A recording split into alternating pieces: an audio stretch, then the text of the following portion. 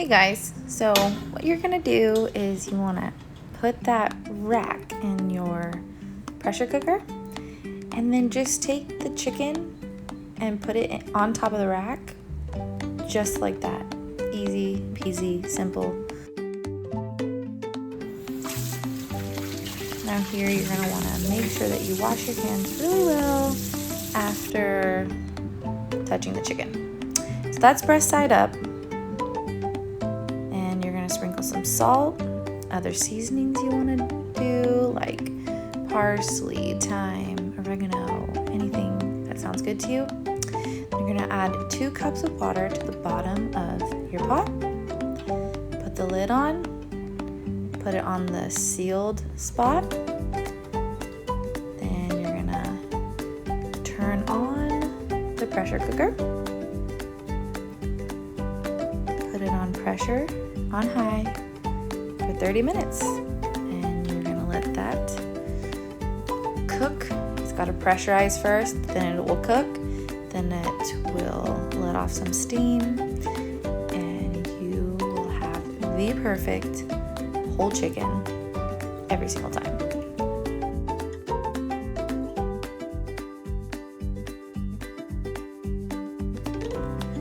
And it's done. It is ready to set aside. Let it set for like 10 minutes before you start carving into it.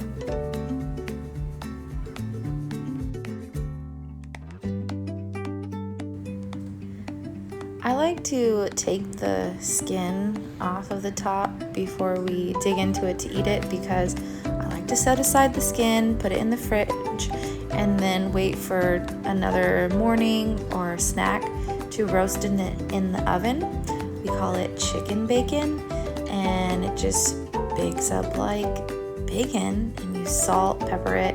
It's delicious. We really like it as a snack.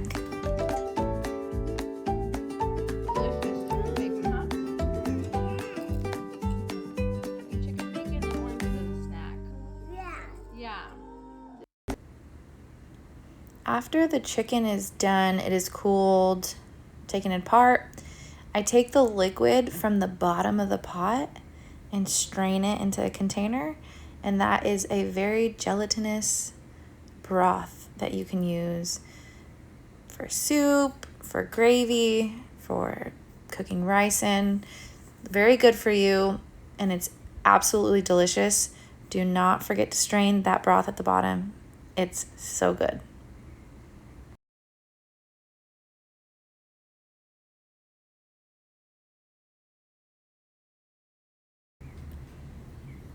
Now this time around, I actually saved our chicken for the next day because we didn't need it that night.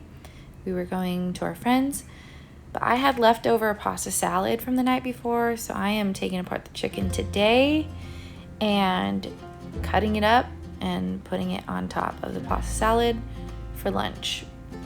This is great.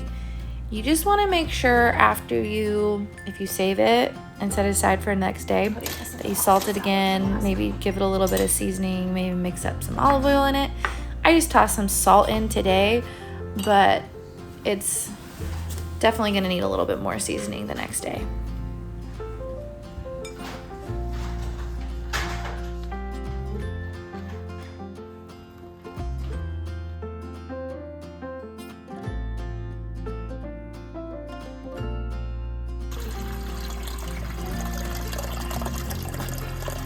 And the next thing I'm going to do with my chicken is add the chicken bones and any extra pieces that we didn't eat into a pot of filtered boiling water to make chicken broth.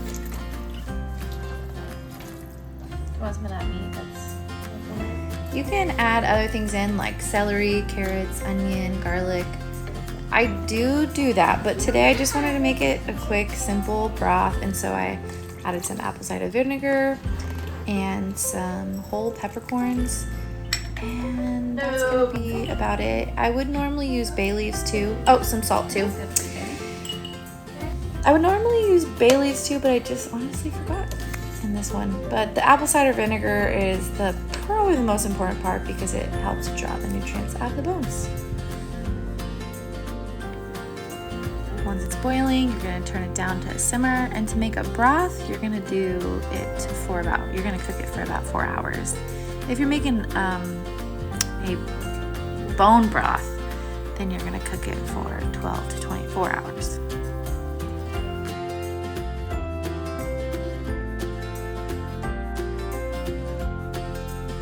Then you're just going to strain it off like this and pour it into a jar and save it in the fridge for up to 7 days. Use it in many applications.